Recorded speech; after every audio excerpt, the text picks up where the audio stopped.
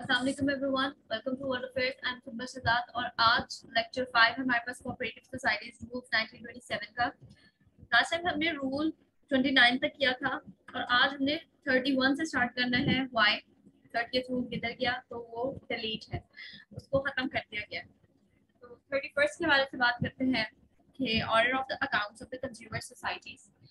अगर कोई consumer society जो है वो 50,000 से ज्यादा के कैपिटल के साथ काम कर रही है तो फिर वो खुद से एक आजादाना ऑडिट जो है वो अरेंज करवा सकती है सालाना, ठीक है। और इस की रिपोर्ट जो है उन्होंने रजिस्ट्रार को सबमिट करवा दी है हर साल 1 मई से पहले पहले। अगर कोई सोसाइटी ये रिसेप्ट जो है या रिपोर्ट जो है वो रजिस्ट्रार को नहीं सबमिट करवाती 1 मई से पहले पहले साल के, तो फिर रजिस्ट्रार क्या करेगा, खुद से कंपल्सरी ऑडिट करवाएगा सोसाइटी का ऑफिशियल ऑडिटर के थ्रू। फाइन। और इस ऑडिटर की जो मतलब पूरा जो ऑडिट का प्रोसेस हो रहा है, इसकी फी जो है वो 10 रुपीज पर डे होगी। अब ये चाहे कितने महीने चले, ठीक है, कितने वीक्स चले, उसके हिसाब से हर रोज 10 रुपीज चार्ज होते जाएंगे। और अगर ऑडिटर या उसके किसी स्टाफ ने दिन के किसी भी हिस्से में काम किया है तो वो भी पूरे दिन में शुमार होगा। ये पैसा जो सोसाइटी से रिकवर किया जाएगा ये गवर्नमेंट को क्रेडिट हो जाएगा, गवर्नमेंट को दिया जाएगा। फाइन। नेक्स्ट हमारे पास ये है कि अगर किसी सोसाइटी की कोई इंस्पेक्शन हुई है और इंक्वायरी हुई है, मतलब कंज्यूमर सोसाइटी की इंस्पेक्शन हुई है और इंक्वायरी हुई है, और रजिस्ट्रार को ये पता लगा है कि जी जो इनके ऑडिट्स होते रहे हैं, इंडिपेंडेंट ऑडिट्स होते रहे हैं, वो ठीक नहीं थे, उनमें कोई करप्शन हुई है, डिफेक्ट्स हैं, तो फिर रजिस्ट्रार क्या करेगा, एक ऑफिशियल ऑडिटर को अपॉइंट करेगा और उससे सोसाइटी का फ्रेश ऑडिट करवाएगा। और इस सारे ऑडिट पे जितना भी कॉस्ट आ रहा है, जितनी भी कॉस्ट आ रही है, वो सारी की सारी सोसाइटी से रिकवर की जाएगी। Next we have arbitration 32। अब इसमें ये है कि रजिस्ट्रार है, फाइन, या उसके नॉमिनी को कोई डिस्प्यूट रेफर की गई है सेक्शन 54 के अंदर कि वो जो है ना कोई इश्यू है सोसाइटी में, तो रजिस्ट्रार क्या करेगा कि एक या उसका नॉमिनी इशू करेगा एक नोटिस, फाइन, दोनों पार्टीज को। अगर इस नोटिस के इशू होने के 15 दिन के अंदर अंदर कोई सोसाइटी जो पार्टी है, इस डिस्प्यूट की कोई पार्टी है, वो ये कहती है कि मामला हमने आर्बिट्रेशन से रिजॉल्व करना है, तो फिर क्या होगा कि आर्बिट्रेशन होगी। अगर उनमें से कोई भी पार्टी आर्बिट्रेशन के हक में नहीं जाती तो फिर रजिस्ट्रार खुद से जो है केस को डिसाइड करेगा और डिस्प्यूट को रिजॉल्व करेगा। अगर कोई एक पार्टी कह देती है आर्बिट्रेशन करवानी है तो फिर आर्बिट्रेशन होगी। रजिस्ट्रार या उसका नॉमिनी दोनों पार्टीज को कहेगा कि 15 दिन के अंदर अंदर अपना आर्बिट्रेटर चुन ले, ठीक है। और उसका जो है ना एक स्टेटमेंट, उसकी एक स्टेटमेंट जो है साइन उसने की हो उस आर्बिट्रेटर ने, जिसमें ये लिखा हुआ हो कि ये पर्सन आर्बिट्रेटर बनने के लिए राजी है, तो ये सबमिट करवानी है रजिस्ट्रार को। अब दोनों साइडों से मतलब क्या हो रहा है कि एक एक पर्सन है, फाइन, लेकिन अगर दोनों साइड्स पे एक पर्सन ना हो बल्कि काफी सारे लोग हो, तो फिर अब क्या होगा कि एक प्रिंसिपल पार्टी नॉमिनेट की जाएगी रजिस्ट्रार की तरफ से। रजिस्ट्रार डिसाइड करेगा कि दोनों तरफ से कौन कौन प्रिंसिपल पार्टी हो सकता है। ये प्रिंसिपल पार्टी नॉमिनेट करेगी आर्बिट्रेटर्स को, फाइन। और प्रिंसिपल पार्टी के चुनने में रजिस्ट्रार का जो फैसला होगा वो फाइनल होगा, उसके अलावा उसके ऊपर कोई पार्टी कोई प्रॉब्लम नहीं कर सकती, फाइन। नेक्स्ट क्या है कि अगर प्रिंसिपल पार्टी चुन ली है और उसने नॉमिनेशन नहीं की आर्बिट्रेटर की, जैसे एक पार्टी ने, दो फरीक है, उनमें से एक फरीक ने जो है आर्बिट्रेटर को नॉमिनेट नहीं किया गिवन पीरियड में, तो फिर अब रजिस्ट्रार उसके बिहाफ पे नॉमिनेट करेगा किसी पर्सन को, फाइन। और अब क्या हुआ है कि दोनों पार्टीज के आर्बिट्रेटर, ठीक है, और जो रजिस्ट्रार है या उसकी तरफ से जो नॉमिनी है वो, ये तीनों मिलके एक आर्बिट्रेशन कमेटी बनाएंगे, फाइन। और इसका जो चेयरमैन होगा ना वो या तो रजिस्ट्रार होगा, और अगर रजिस्ट्रार नहीं है तो उसकी तरफ से जो भी नॉमिनी है वो इसका चेयरमैन होगा, फाइन। अब ये जो चेयरमैन है ये डिसाइड करेगा कि प्लेस क्या होगी, डेट क्या होगी जिस दिन ये डिस्प्यूट का फैसला होना है, और तमाम नेसेसरी कॉरेस्पॉन्डेंस जो कि इस कनेक्शन में जरूरी है केस को हल करने के लिए वो किए जाएंगे इस चेयरमैन की तरफ से। अगर डिस्प्यूट को रेफर किया गया है रजिस्ट्रार के नॉमिनी को या फिर उस फ्री आर्बिट्रेटर की कमेटी को, तो क्या है कि उसको 2 महीने के अंदर अंदर ये फैसला करना है, इस मसले के ऊपर फैसला करना है। अगर 2 महीने के अंदर ये फैसला नहीं कर पाते या उस टाइम पीरियड के अंदर जो रजिस्ट्रार ने इनको कहा था कि आपने इतने मंथ्स में ये केस जो है रिजॉल्व करना है वो नहीं कर पाते, तो अब या तो रजिस्ट्रार खुद से डिस्प्यूट को जो है वो फैसला करेगा या फिर जो उसका नॉमिनी है उसको दोबारा से ये डिसीजन दे दिया जाएगा कि आप इसका डिसीजन करें। नेक्स्ट क्या है, इंटरलॉक्यूटरी ऑर्डर्स। इंटरलॉक्यूटरी orders 32A। इंटरलॉक्यूटरी ऑर्डर्स का मतलब होता है अबूरी ऑर्डर्स। ठीक है, एक केस है रजिस्ट्रार के पास या उसके नॉमिनी के पास या आर्बिट्रेटर्स के पास, और उन्हें लग रहा है कि इसका फैसला जो है ना वो अदल की बेसिस पे नहीं होगा, उनके पास शवाहिद वगैरह प्रॉपर नहीं है, और अगर कोई फैसला आ गया तो जो अदल है ना वो नहीं हो सकेगा, तो फिर वो एक इंटरलॉक्यूटरी ऑर्डर देंगे।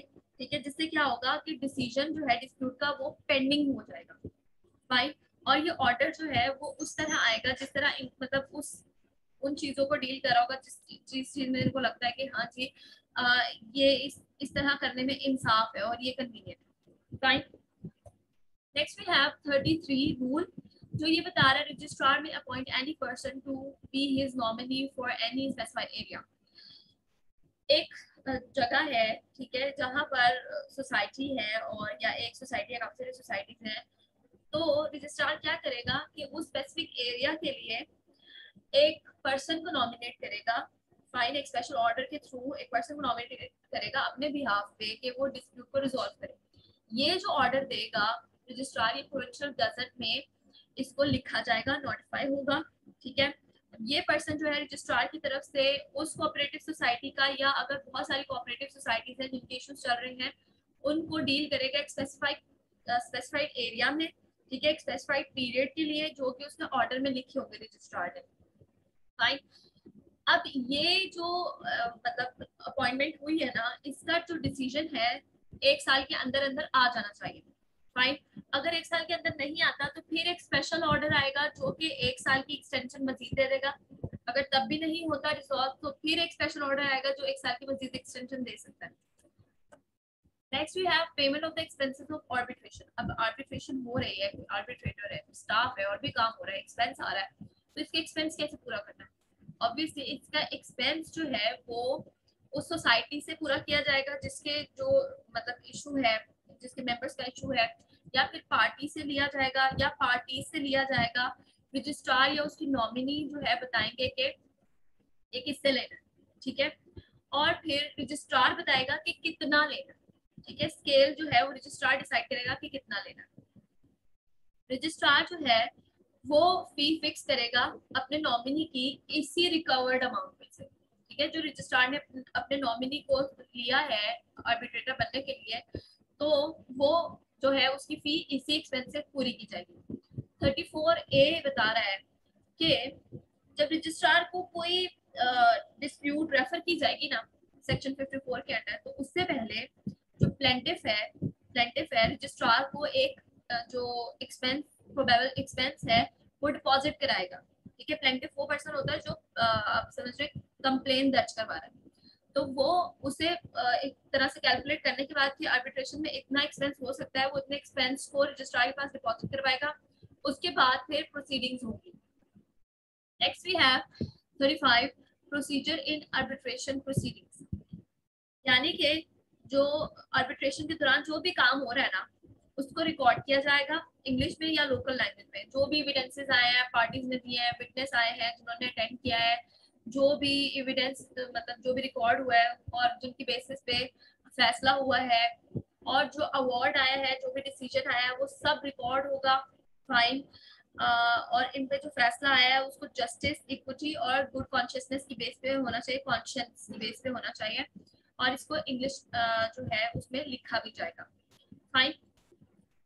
इसके बाद क्या है कि अगर डिस्प्यूट के जो है वो सारा सिनेरियो चल रहा है, आर्बिट्रेशन का सारा सिनेरियो चल रहा है, और उसमें किसी पार्टी को बुलाया है, ठीक है, आर्बिट्रेशन का जो चेयरमैन है उसने बुलाया है, तो अब वो नहीं आता, तो फिर क्या होगा कि जो पूरा डिस्प्यूट है उसके शुरू से कार्रवाई शुरू होगी।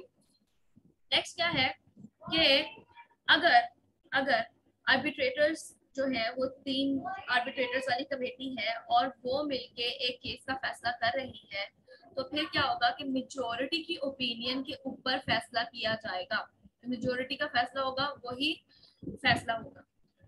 अगर ऐसा होता है कि वोट्स की इक्वालिटी आ जाती है, 50 साइड पे 50 दूसरी साइड पे, तो अब क्या होगा, अब रजिस्ट्रार फैसला करेगा और उसका फैसला फाइनल होगा। नेक्स्ट वी हैव रूल 36 जो कि अपीयरेंस बाय प्लीडर्स। कह रहे हैं कि रूल 32 से लेकर 35 तक की जितनी भी प्रोसीडिंग्स हैं उनमें कोई भी पार्टी को कोई लीगल प्रैक्टिशनर रिप्रेजेंट नहीं कर सकता। ठीक है, ये एक तरह से लिमिटेशन है। नेक्स्ट क्या है कि आर्बिट्रेशन का जो भी फैसला आ गया है उसको अब सोसाइटी पे एग्जीक्यूट करना है, तो उसको एग्जीक्यूट करने के लिए रजिस्ट्रार एक ऑर्डर पास करेगा राइटिंग में, जिसमें वो एक कोऑपरेटिव डिपार्टमेंट का ऑफिसर तैनात करेगा जिसका रैंक सब ऑडिटर के रैंक के बराबर हो या सुपरवाइजिंग यूनियन के सुपरवाइजर के लेवल का हो। ठीक है, ये पर्सन जो है ये एग्जीक्यूट करेगा जो ऑर्डर्स आए हैं आर्बिट्रेशन की तरफ से, और इसके जितने भी पावर्स हैं और जिस सोसाइटी पे उसने एक्सरसाइज करनी है ये इस ऑर्डर में मेंशन होंगे। लास्ट वाला रूल हमारे पास 37A है। वो ये कह रहा है कि अगर कोई रिकवरी हुई है विलेज ऑफिसर्स की तरफ से, ठीक है, आर्बिट्रेशन अवार्ड की रिकवरी हुई है विलेज ऑफिसर्स की तरफ से, तो फिर क्या हो रहा है कि रजिस्ट्रार के पास ही पावर है कि इस रिकवरी के ऊपर जो भी एक्सपेंस आया है वो उस सोसाइटी पार्टी या पार्टी से रिकवर किया जाएगा जो कि डिफॉल्ट कर गई थी। फाइन, इस रिकवरी में जो डिफॉल्ट कर गई थी उन्हीं से पैसा पूरा किया जाएगा जो एक्सपेंस उठ रहा है इस रिकवरी के लिए। ओके, और जितना स्केल होगा, मतलब जितनी अमाउंट इन्होंने पे करनी है वो भी रजिस्ट्रार जो है वो बताएगा। ठीक है, तो ये था आज का लेक्चर। आई होप आपको समझ आया होगा। मैं बहुत कोशिश करती हूँ कि बहुत इजी लैंग्वेज में आपको समझा सकूँ। काइंडली लाइक कीजिए और चैनल को सब्सक्राइब कीजिए। इसके अलावा उन लोगों के साथ शेयर कीजिए जो रजिस्ट्रार असिस्टेंट रजिस्ट्रार की पोस्ट के लिए जो है वो तैयारी करें।